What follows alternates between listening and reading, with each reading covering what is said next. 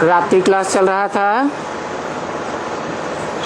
30/3/1967। दूसरे पेज के मध्य में बात चल रही थी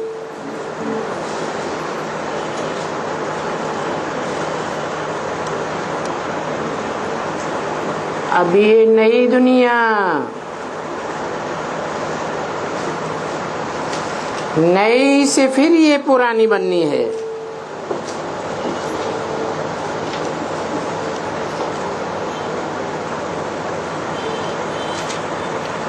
कौन सी नई दुनिया?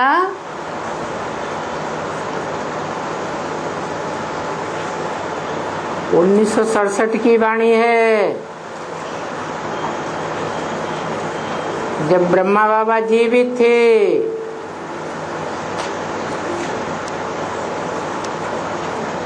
कोई भी धर्म पिता की मौजूदगी में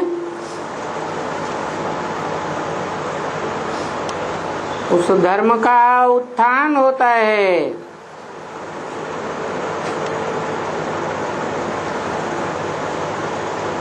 धर्म की धारणाएं नई होती हैं और नया संगठन रूपी नई दुनिया बनती है उस धर्म की। इसी तरह ब्रह्मा बाबा के जीवित रहते रहते 1967 में ब्राह्मणों की नई दुनिया तैयार हुई थी। तो बोला ये नई से फिर ये पुरानी बननी है।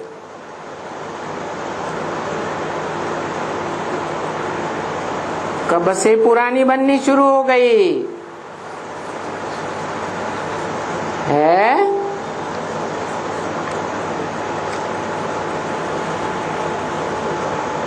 अरे शूटिंग पीरियड में ब्रह्मा बाबा के रहते रहते जो ब्राह्मणों की दुनिया नई थी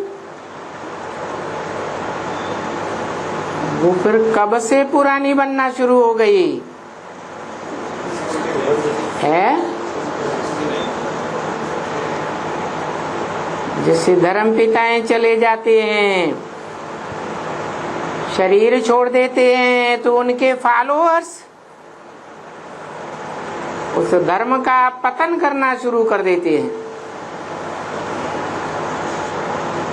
जो देहधारी धर्मगुरु गद्दी नशीन बैठते हैं उनसे धर्म का पतन होना शुरू हो जाता है।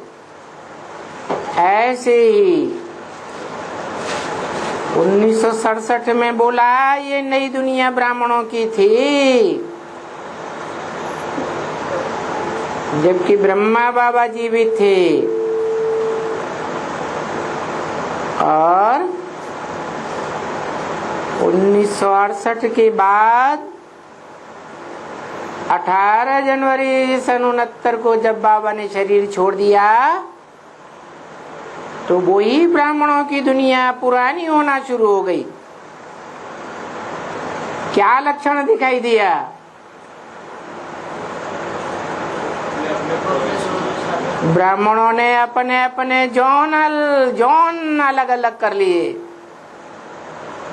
1969 में ही, जो ब्रह्म वाक्य मुरली में ही बोल दिया कि द्वैतवादी द्वापर युग आने से जो भी धर्म पिताएं आते हैं अपना अपना प्रोविंस, अपना अपना धर्मखंड अलग कर लेते हैं।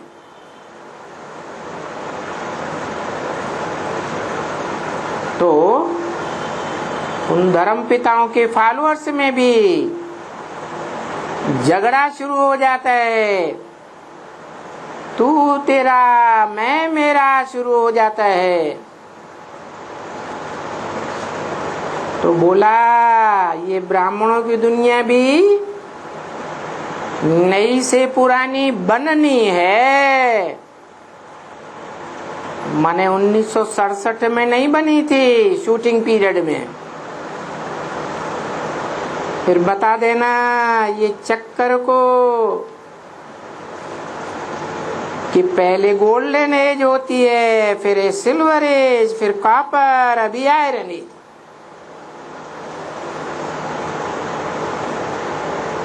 जो गोल्डन एज है उनमें पहले डीटीज थे,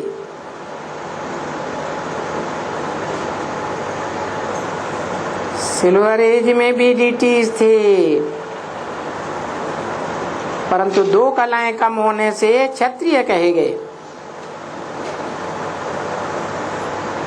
फिर इस्लामी, बौद्धी, क्रिश्चियन। अभी ये झाड़ पूरा होता है।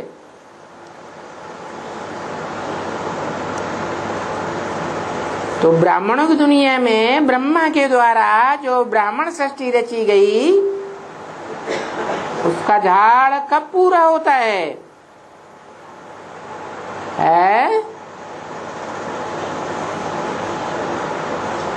अरे पहले ही मुरली में घोषणा कर दी थी, 10 वर्ष में पुरानी दुनिया का विनाश और नई दुनिया की स्थापना हो जाएगी। तो पुरानी दुनिया कब हो जाती है ब्राह्मणों की? जो ब्रह्मा के द्वारा स्थापन हुई थी, 1975-76 में। वो ब्राह्मणों की दुनिया का शूटिंग का झाड़ पूरा होता है। अभी बाप आकर के कहते हैं,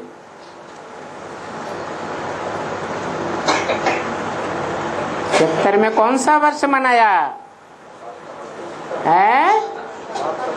बाप का प्रत्यक्षता वर्ष। तो बोला अभी मने कभी है, अभी पुरुषोत्तम संगम युग की शूटिंग में ही बाप आकर के कहते हैं। कौन सा बाप आकर के कहते हैं? 76 में कौन से बाप का प्रत्यक्षता रूपी जन्म है? मनुष्य सृष्टि के बाप, उनका प्रत्यक्षता रूपी जन्म मनाया। परंतु मनाने वालों ने जाना कोई ने नहीं कि कौन से बेहद के बाप का प्रत्यक्षता वर्ष मनाया गया।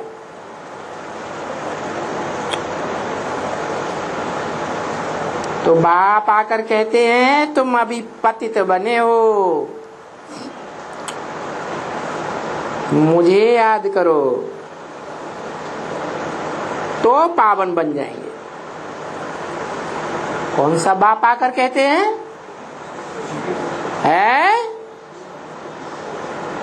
अरे शूटिंग पीरियड की बात हो रही है। कौन सा बाप कहते हैं मुझे याद करो? कौन कहते हैं मन मना भव?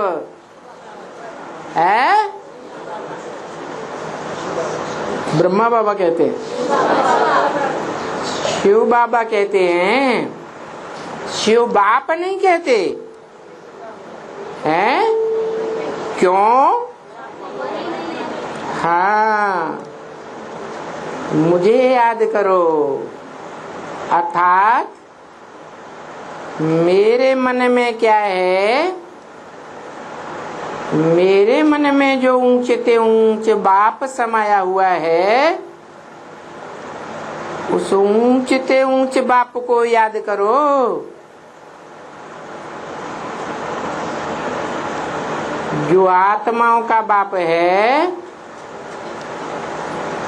वो आत्माओं का बाप मनुष्य सृष्टि के साकार बाप में जब आता है, तब कहता है क्या है? मन मना भव। क्योंकि वो दोनों बेहद के बाप एक व्यक्तित्व में प्रत्यक्ष हो जाते हैं। इसलिए वो व्यक्तित्व ही कहता है मुझे याद करो, तो पावन बन जाएंगे और इस देह से लिबरेट हो जाएंगे। जैसे मनुष्य सृष्टि का बाप इस देह से, देह की दुनिया से, देह के संबंधों से, देह के पदार्थों से मन बुद्धि के स्तर पर डिटैच हो जाता है और किसकी याद में रहकर डिटैच हो जाता है? जो सदा डिटैच है, सदा मुक्त है, कभी बंधन में आता ही नहीं। कौन? शिव बाप। तो सभी दुखों से तुम बच्चे भी लिबरेट हो जाएंगे। तुम्हारी आत्मा में भी दुखों का कोई बंधन नहीं रहेगा। आत्मा ऐसी प्रकृष्ट स्टेज को प्राप्त कर लेगी, ऐसी ज्ञान की स्थिति को प्राप्त कर लेगी कि तुम कैसी भी परिस्थिति में रहेंगे लेकिन दुख का अनुभव नहीं करेंगे। तो ये बातें अगर विलायत में समझाना, तो ये बातें समझाना थोड़ा डिफिकल्ट है। क्यों डिफिकल्ट है?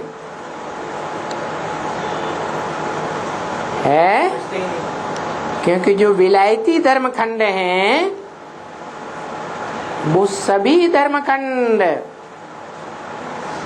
विदेशी और विधर्मी हैं। पूरे 84 जन्म लेने वाले नहीं हैं। और उन धर्मों में तुम ब्राह्मणों में से जो कन्वर्ट होने वाले हैं, क्योंकि भारतवासी दूसरे धर्मों में कन्वर्ट होते रहे हिस्ट्री में, तो जो कन्वर्ट हो जाते हैं उनके अंदर स्वभाव, संस्कार, संकल्प सबके ऊपर विधर्मियों और विदेशियों का संग का रंग अनेक जन्मों का लगता रहता है। इसलिए ऐसे बच्चे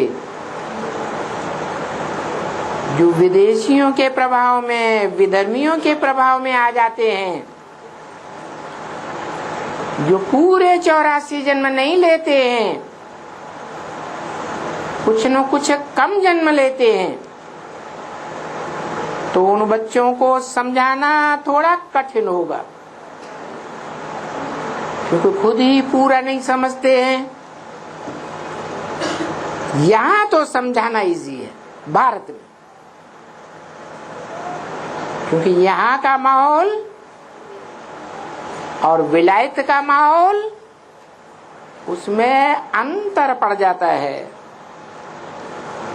क्योंकि उन विदेशी विधर्मी धर्मखंडों में देह अभिमानी धर्म पिताओं का प्रभाव ज्यादा रहता है, और यहाँ है, यहाँ किसका प्रभाव ज्यादा रहता है? आदि से लेकर अंत तक है? वो धर्म पिताएं जो विदेशी और विधर्मी धर्म पिताएं हैं, वो देह अभिमानी होने के कारण विनाशी धर्मखंडों के स्थापक बनते हैं, विनाश को पाते हैं। अर्थात इस षष्ठी रूपी रंगमंच पर पूरा 84 के चक्र का पार्ट नहीं बजाते, उनके जन्म कम हो जाते, इसलिए उनका पार्ट विनाशी हो जाता है। तो आत्मा का पार्ट विनाशी हो गया, तो क्या हिसाब है? उन धर्म खंडों में जो भी आत्माएं अनेक जन्म लेकर के संग के रंग में रहती हैं, उनके भी जन्म कम हो जाते हैं। और तुम्हारा जन्म तो यहां हुआ है, भारत में हुआ है। भारत कहाँ हुआ? जो ज्ञान की रोशनी में भारत माने लगा रहने वाला है, उस भारत में जहां त्रिकालदर्शी बाप प्रवेश करते हैं, वहां तुम बच्चों का बीज रूप आत्माओं का जन्म होता है। और बाप तुम सारी सृष्टि की बीज रूप आत्माओं को वर्षा भी यहाँ देते हैं। तुम्हारा वर्षा कौन सा है? हैं? बीज रूप आत्माओं का मूल वर्षा कौन सा है?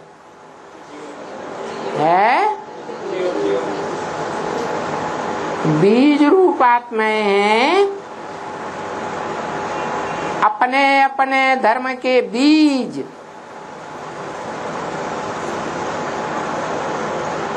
मूल रूप से कहें बाप, और जो बाप होते हैं उनमें अपने परिवार की पूरी नॉलेज होती है।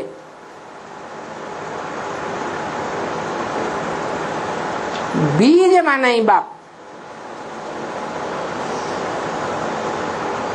तो तुम बच्चों को जो बापों का बाप है, सब धर्म पिताओं का बाप है। धर्म पिताएं ग्रेट फादर्स कहे जाते हैं, और वो धर्म पिताएं मनुष्य सृष्टि के आदि पुरुष आदम व एडम को तो मानते ही है, स्वयं को तो नहीं कहते कि हम आदम। इससे साबित होता है कि उन धर्म पिताओं का भी कोई बाप है।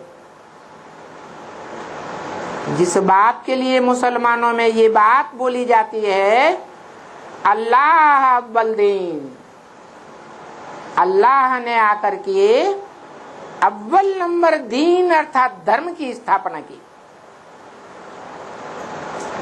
और अव्वल नंबर का धर्म है देवी देवता सनातन धर्म। उससे पहले कोई धर्म स्थापन नहीं होता।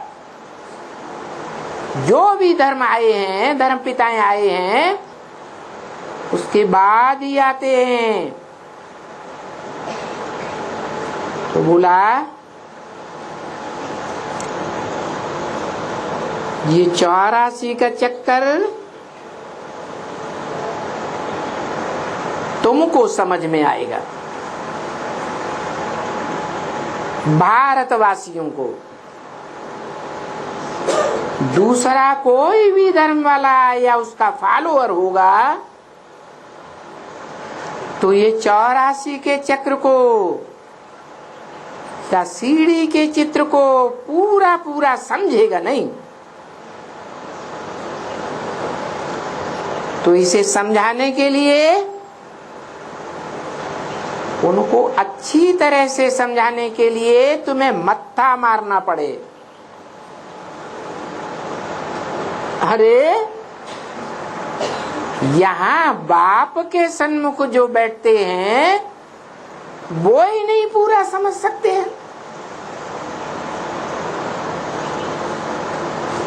तो जो ठेठ अपने धर्म के पक्के हैं, या उन धर्मों में, विदेशी धर्मों में नंबरवार कन्वर्ट होने वाले हैं, वो भी नहीं समझ सकते। बाहर वाले क्या समझेंगे, माना विलायत के लोग कैसे समझेंगे, उनको समझाना बहुत मुश्किल है। कोई यहाँ वाले समझे, क्योंकि यहाँ भारत में ही ये स्वर्ग था। क्या विदेशों में स्वर्ग बनता ही नहीं? क्यों नहीं बनता? क्योंकि विदेशी धर्म खंडों के जो धर्म पिताएं हैं वो स्वस्थिति में पूरे स्थित हो ही नहीं पाते। और यहाँ तो आत्माओं का बाप भारत में ही आता है, जो सदा स्वस्थिति में रहने वाला है, कभी भी देह के बंधन में नहीं बंधता, कभी भी इंद्रियों के बंधन में नहीं आता। वो सिखाता है तुम बच्चों को कि स्वस्थिति में स्थित होना है।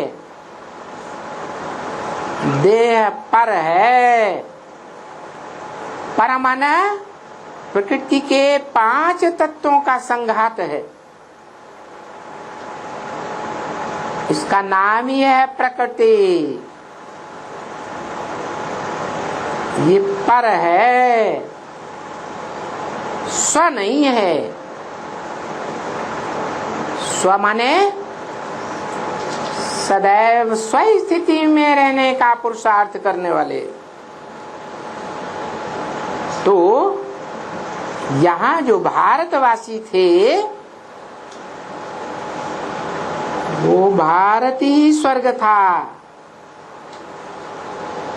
जो अभी भारत क्या बन गया? नरक बन गया। क्यों नरक बन गया? क्योंकि भारतवासी सुनी सुनाई बातों पर विश्वास करने वाले हैं।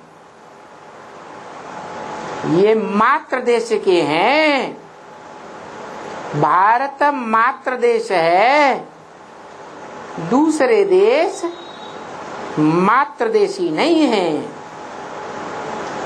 क्या यहाँ भगवान बाप आते हैं निराकार ज्योति बिंदु शिव, तो आते ही भले पुरुष तन में आते हैं, दादा लेखराज के तन में भी आवे तो नाम क्या रखते हैं? ब्रह्मा नाम रखते हैं। क्योंकि काम के आधार पर शास्त्रों में नाम पड़े। तो ब्रह्मा से क्या काम लेना होता है? ब्रह्म माने बड़ी, माँ माने माँ। तो जिस अव्वल नंबर माँ में आए उसके क्या नाम लेना, क्या काम लेना है? अव्वल नंबर धर्म वंश की स्थापना करना। अव्वल नंबर धर्म वंश कौन सा है?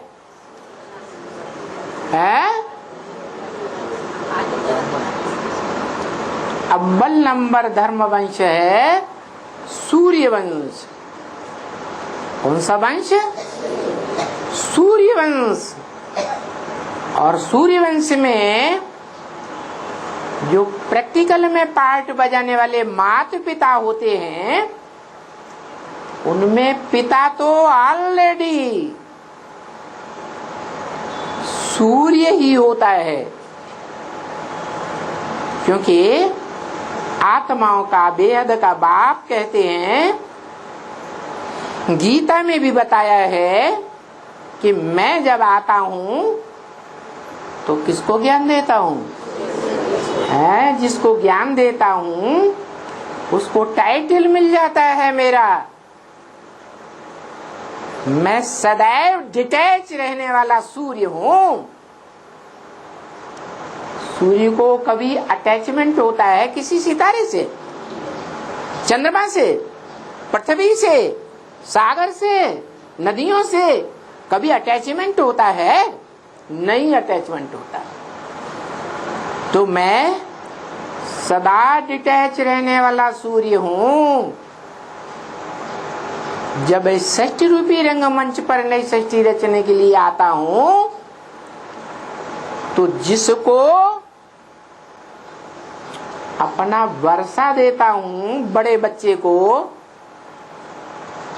बड़ा बच्चा कौन, किस आधार पर? जो बड़ा ज्ञान धारण करे तो बड़ा बच्चा, थोड़ा ज्ञान धारण करे तो छोटा बच्चा। जैसे शास्त्रों में बताते हैं कि ब्रह्मा के 4 पुत्र हुए मानसी, उनमें सनत कुमार सबसे बाद में जन्म लिया, सबसे छोटे थे, लेकिन वो ज्ञान में और योग में सबसे तीखे गए। तो शास्त्रों में ये विख्यात है कि उनको योगीश्वर और ज्ञानेश्वर की उपाधि दी गई। वो ब्रह्मा के सबसे बड़े पुत्र माने गए। यही हिसाब है कि आत्माओं का बाप, आत्मा भाई भाइयों का बाप जब इस सृष्टि पर आते हैं तो मनुष्य आत्माओं के बीच जो बड़ा पार्टधारी है, हीरो पार्टधारी है, उस हीरो पार्टधारी में प्रवेश करके मनुष्य सृष्टि के बाप में प्रवेश करके नई सृष्टि की पालना और जन्म देने का कार्य करने के लिए क्या नाम देते हैं? ब्रह्मा नाम देते। क्योंकि अव्वल नंबर का ब्रह्मा है, इसलिए वो संसार में, शास्त्रों में परम ब्रह्म के नाम से प्रत्यक्ष होता है। शिव बाप है परम पुरुष, तो परम पुरुष को नई सृष्टि रूपी परिवार रचने के लिए, वसुधैव कुटुंबकम बनाने के लिए किसका आसरा लेना पड़े? पुरुष माने आत्मा, परम पुरुष को किसका आधार लेना पड़े? है माता का आधार लेना पड़े। तो जिस तन में भी प्रवेश करते हैं उसका नाम देते हैं परम ब्रह्म, बड़े ते बड़ी माता। और भारत में तो ये विख्यात है कि कहते हैं कि पुरुष की एक स्त्री गई तो दूसरी ज्योति लेते हैं, तीसरी लेते हैं, 4-5 शादियां भी कर लेते हैं। लेकिन ज्यादा मान्यता कौन सी माता के बच्चों को दी जाती है? पहली माता के बच्चों को ज्यादा मान्यता दी जाती है। ये परंपरा ज्ञान यज्ञ के आदि से ही चली है और भगवान बाप ही ये परंपरा डालते हैं। इसलिए गीता में लिखा है कि सारी दुनिया मेरे रास्ते का ही अनुगमन करती है, सात्विक स्टेज में। तो ऊंचे ते ऊंची आत्मा, बापों का बाप आकर के नई सृष्टि में ऊंचे से ऊंचे वंश की स्थापना करने के लिए परम ब्रह्म का आधार लेते हैं, और वो परम ब्रह्म के रूप में पार्ट बजाने वाला माता का रूप कौन से वंश की स्थापना करता है, पालना करता है? सूर्य वंश की पालना करता है। वो बच्चे जितने भी संसार में धर्म वंश हुए हैं, उन सब वंशों में ऊंचा वंश है। और सूर्यवंश में शास्त्रों में किसका नाम प्रसिद्ध है? राम का नाम प्रसिद्ध है। रघुवंश शिरोमणि कहा जाता है। वैसे भी ब्रह्म वाक्य मुरली में बोला, राम बाप को कहा जाता है और कृष्ण बच्चे को कहा जाता है। इसका मतलब ये हुआ कि जब सृष्टि का आरंभ हुआ तो शास्त्रों में दिखाते हैं कि पीपल के पत्ते पर पहले पहले कौन आया है? कृष्ण आया। वो बच्चा है साकार में, इस साकारी मनुष्य सृष्टि का बच्चा। किसका बच्चा है? साकार बाप का है। साकार सो निराकार बनता है। जो ब्रह्म वाक्य है कि मैं जब आता हूं तो तुम बच्चों को नंबरवार आप समान निराकारी बनाता हूं। तो जो अव्वल नंबर निराकारी स्टेज धारण करता है वो शिव समान कहा जाता है। इसलिए शंकर का ही नाम शिव के साथ जोड़ा जाता है, और किसी भी देवता का नाम, मनुष्य का नाम, राक्षस का नाम शिव के साथ नहीं जोड़ा जाता। जो भारत में परंपरा अभी भी आ रही है, बड़े बच्चे के साथ बाप का नाम फर्म में जोड़ा जाता है। तो बोला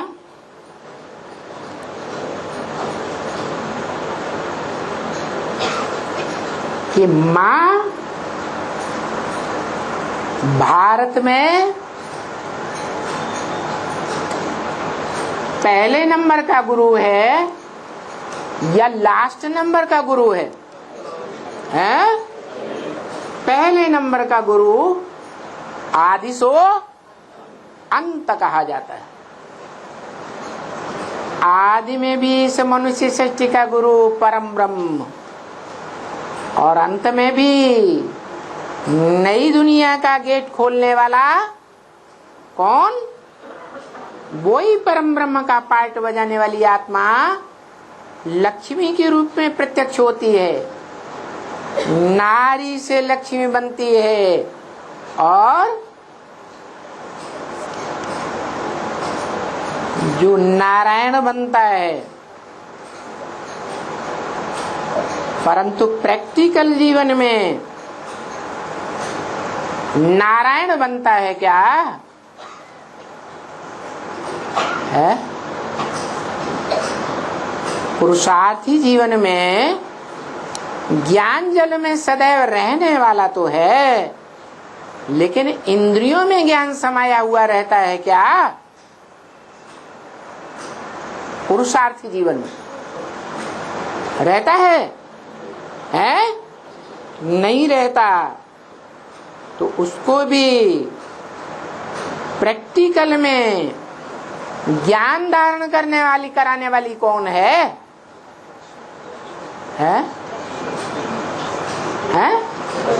लक्ष्मी है।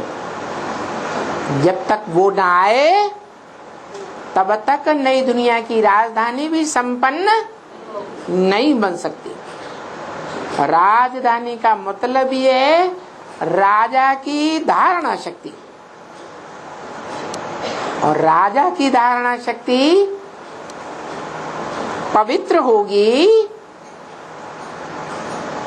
तो राजा की राजाई में ताकत होगी, क्योंकि दुनिया के सारे काम पवित्रता की पावर से होते हैं। तो इन बातों को विदेशी और विधर्मी नहीं समझ सकते। क्या बात? जो विदेशी होते हैं, विधर्मी होते हैं, वो तो अनेक शादियां करने वाले होते हैं। उनके धर्म में अनेक शादियां करने का प्रावधान है या नहीं है? है? अनेक बार डाइवोर्स देने का भी प्रावधान है या नहीं है? है। तो वो बेचारे क्या जाने कि पवित्रता क्या चीज होती है। ये कीड़े मकोड़ों में, जानवरों में, पक्षियों में वो पवित्रता नहीं हो सकती, क्योंकि उनको मन बुद्धि नहीं है सोच विचार करने की। ये पवित्रता की पावर मनुष्यों में आ सकती है। पुरुषार्थ करने पर वो समझ सकते हैं कि जीवन में पवित्रता क्या चीज होती है। तो जो अच्छी तरह से समझते हैं उनका नाम दिया सूर्यवंशी। सूर्यवंशियों में राम का प्रतिनिधित्व दिखाया जाता है भारत में, और उन राम का विशेष जीवन में विरुद्ध क्या था? है? हाँ, एक पत्नी व्रत। जीवन में एक पत्नी से संपर्क रखना, संबंध रखना, दूसरी की बात ही नहीं। यही कारण है कि उन सर्वश्रेष्ठ पुरुषार्थी आत्माओं, राम सीता वाली आत्माओं से, जो मनुष्य सृष्टि के माई बाप हैं, उनसे जो पहले पहले बच्चों का जन्म होता है, वो भी यही संस्कार माँ बाप से लेकर आते हैं, पैतृक संपत्ति लेकर आते हैं कि कृष्ण की दृष्टि राधा में डूबती है और राधा की दृष्टि कृष्ण में डूबती है। दृष्टि मात्र से भी विचार नहीं करते। वही आत्माएं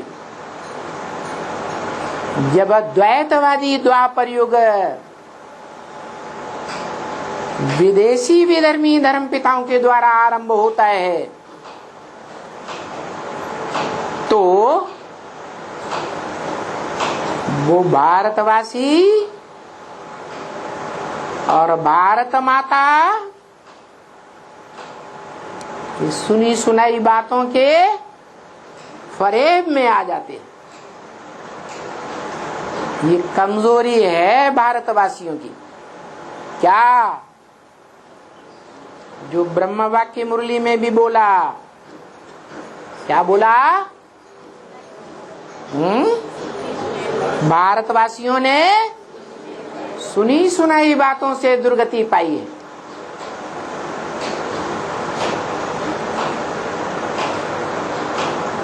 उन भारतवासियों ने जन्म ही लिया है भारत नामधारी से, परंतु ये कमजोरी है।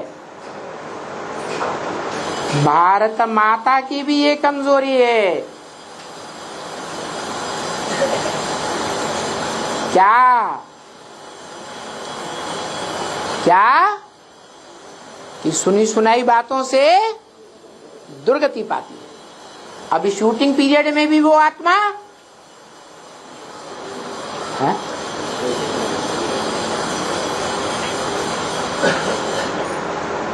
भले त्रिमूर्ति देवताओं में श्रेष्ठ मूर्ति मानी गई है। कौन है? विष्णु। लेकिन ब्रह्म वाक्य मुरली में बोला कि त्रिमूर्ति में एक शेर है, एक घोड़ा है और एक बकरी। क्या खासियत होती है बकरी की? जिसने कान पकड़ लिया बस उसी के अंडर में हो जाएगी। तो ये भारतवासियों की दुर्गति का कारण है।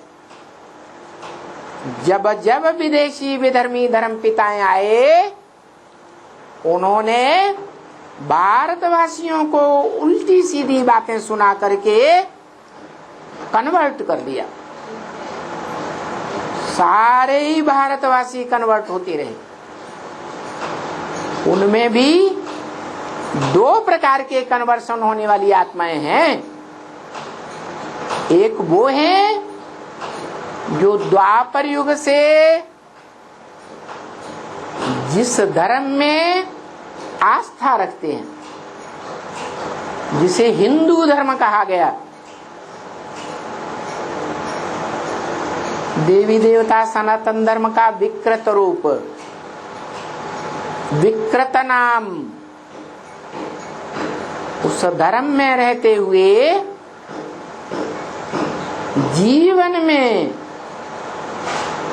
दूसरे दूसरे धर्म पिताओं और उनके फॉलोअर्स के द्वारा झूठी झूठी बातें सुनाई गई तो उनके प्रभाव में आ गए और कन्वर्ट हो गए। क्योंकि हिस्ट्री कहती है भारतवासी ये दूसरे धर्मों में कन्वर्ट होते हैं। दूसरे धर्म वाले अपने धर्म के पक्के होते हैं, जो डायरेक्ट धर्म पिताओं के पीछे पीछे परमधाम से आते हैं, आत्मलोक से। तो ये जो भारतवासी आत्माएं हैं, एक तो वो हैं कि जिस परिवार में जन्म लेते हैं उसी परिवार को धोखा दे करके उसी जन्म में दूसरे धर्म में कन्वर्ट हो जाते हैं। और दूसरे भारतवासी ऐसे भी हैं जो जीवन रहते रहते जिस परिवार में जन्म लेते हैं भारत में, जीवन रहते रहते कन्वर्ट नहीं होते दूसरे धर्मों में, परंतु अगले जन्मों में कन्वर्ट हो जाते। कारण मालूम है क्यों कन्वर्ट हो जाते हैं? है? नहीं। उदाहरण के लिए बुद्ध धर्म को ले लो। बुद्ध की आत्मा आई आत्मलोक से तो पवित्र आत्मा आती है, गर्भ से जन्म नहीं ले सकती, इसलिए कोई पतित आत्मा में प्रवेश करती है। और बौद्ध धर्म की सिद्धार्थ नाम की आत्मा में प्रवेश कर जाती है। सिद्धार्थ कन्वर्ट होता है,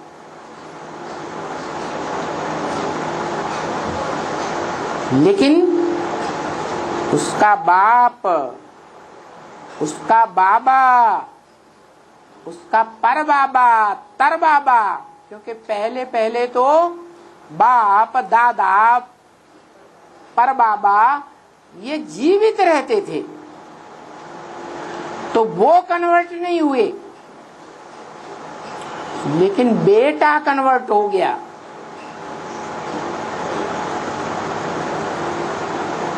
बाप ने सिद्धार्थ को देश निकाला दे दिया और खुद कन्वर्ट नहीं हुआ। न बाप कन्वर्ट हुआ, न दादा कन्वर्ट हुआ, न पर बाबा, न तर दादा।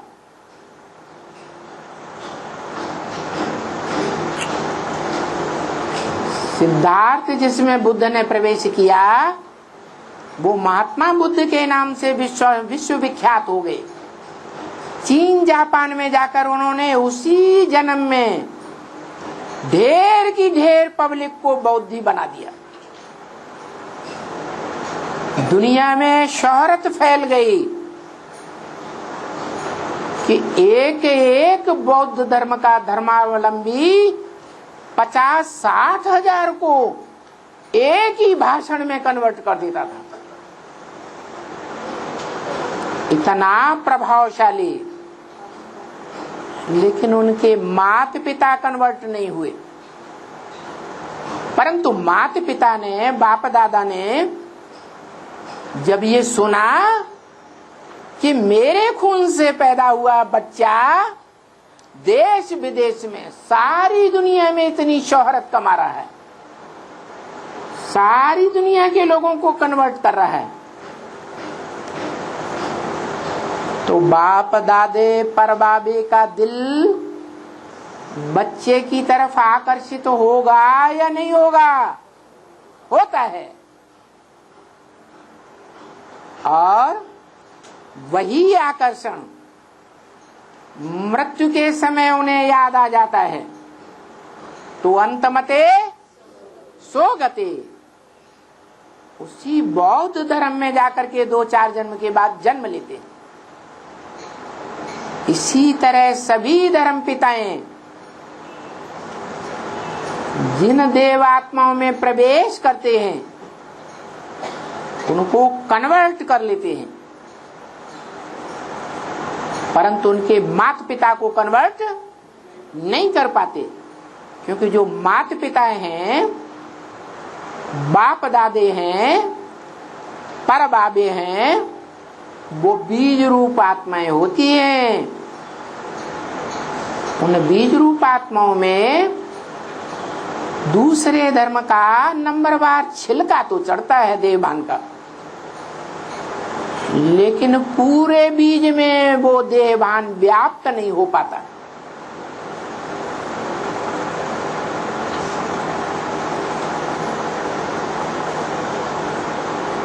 उन बच्चों में जिनमें प्रवेश होता है धर्म पिताओं का, वो क्यों कन्वर्ट हो गए? क्योंकि ये वो ही आत्माएं हैं जो सतयुग में गिरती कला के नारायण बनते हैं।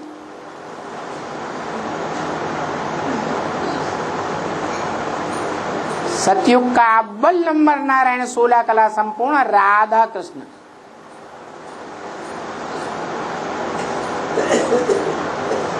वो प्रभावित तो होते हैं,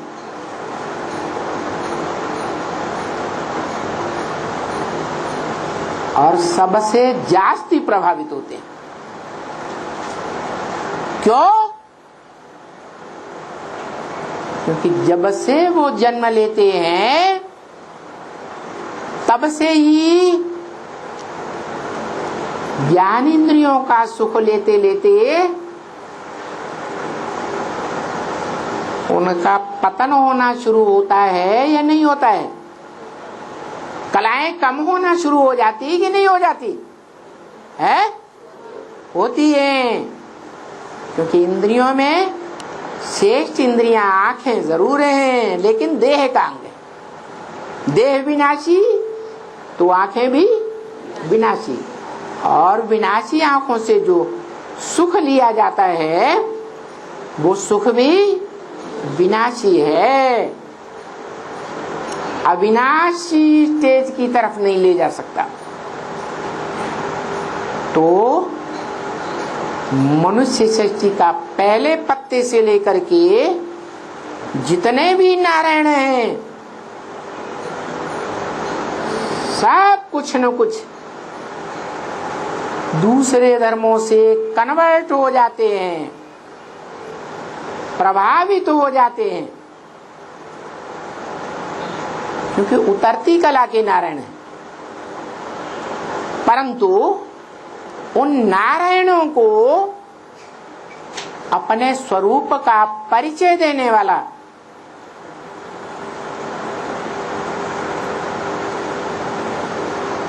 प्रत्यक्षता रूपी जो जन्म देने वाला बाप है, वो संगम युग में उनको प्रत्यक्षता कराता है।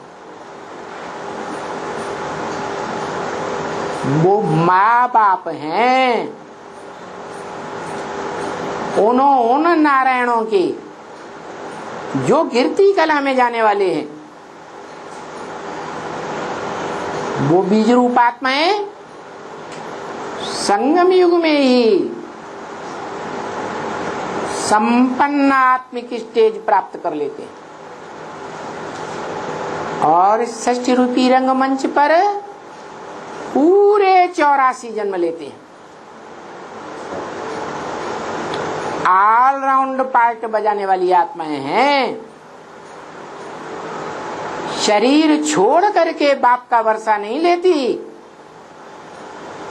वो बीज रूप आत्माएं शरीर रहते रहते ही संगम में निराकार आत्माओं के निराकार बाप, जिसमें मुकर्रर रूप से प्रवेश करते हैं, उस मनुष्य सृष्टि के बाप के द्वारा मुक्ति, जीवन मुक्ति उसी जन्म में प्राप्त कर लेती। इसलिए पावरफुल आत्माएं होने के कारण वो द्वैतवादी द्वापर युग में भी अपने धर्म की पक्की रहती है उसी जन्म में। दूसरे धर्मों में कन्वर्ट नहीं होती है, जैसे ये नारायण दूसरे धर्मों से प्रभावित हो जाते हैं। सतयुग के नारायण तो कमजोरी कहां से आरंभ हुई है? संगम युग से कमजोरी आरंभ हुई।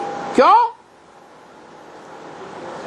क्योंकि संगम युग में जिन आत्माओं ने बाप का पूरा परिचय लेकर के बाप पर पक्का निश्चय बुद्धि धारण कर ली, दूसरे धर्म पिताओं के प्रभाव में नहीं आते हैं। शूटिंग पीरियड में दूसरे धर्म पिताओं की अध्यक्षता में नहीं पलते।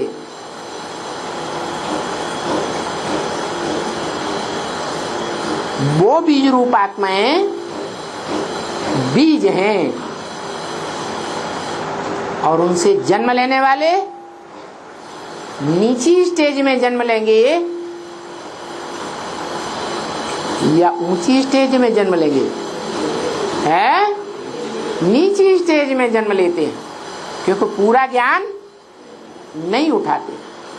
पूरा ज्ञान नहीं उठाते, इसलिए पूरा बाप को नहीं पहचान पाते कि बाप सारी मनुष्य सृष्टि का बीज है। इस मनुष्य सृष्टि में उससे ऊंचा पार्टदारी कोई होता ही नहीं। इस बात को न पहचानने के कारण वो संगम युग में ही दूसरे धर्म पिताओं या दूसरे धर्मावलंबियों के चक्कर में आ जाते, प्रभाव में आ जाते हैं। इसलिए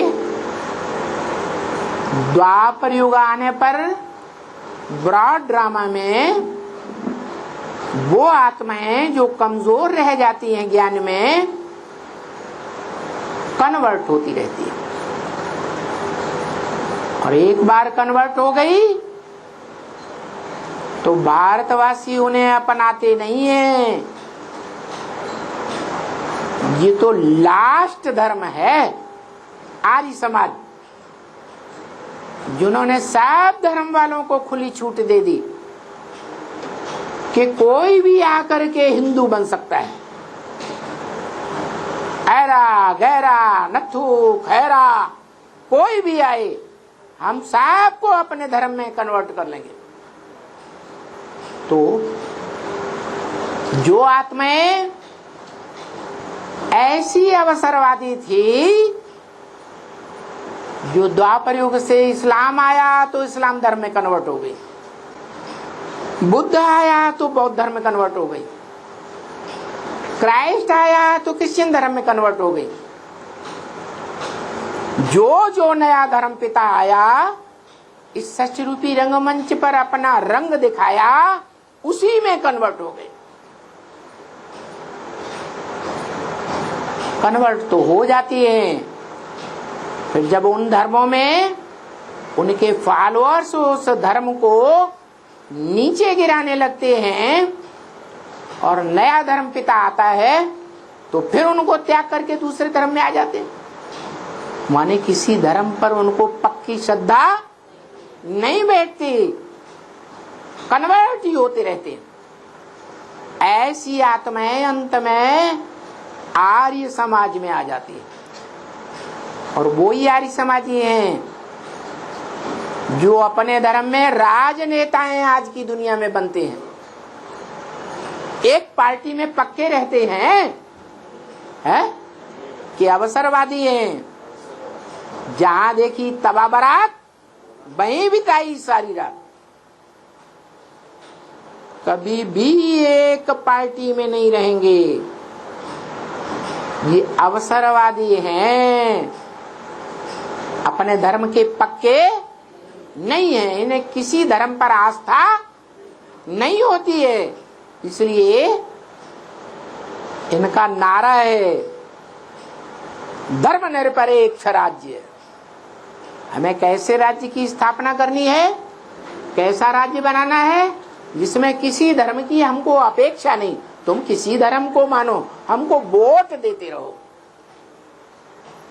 धर्म से उनका कुछ लेना देना नहीं। और ब्रह्म वाक्य मुरली में ऊंचे से ऊंचा भगवंत बताते हैं कि धर्म और राज्य सत्ता दोनों साथ साथ होनी चाहिए। धर्म सत्ता अलग हाथों में और राज्य सत्ता अलग हाथों में, उससे पतन होता है।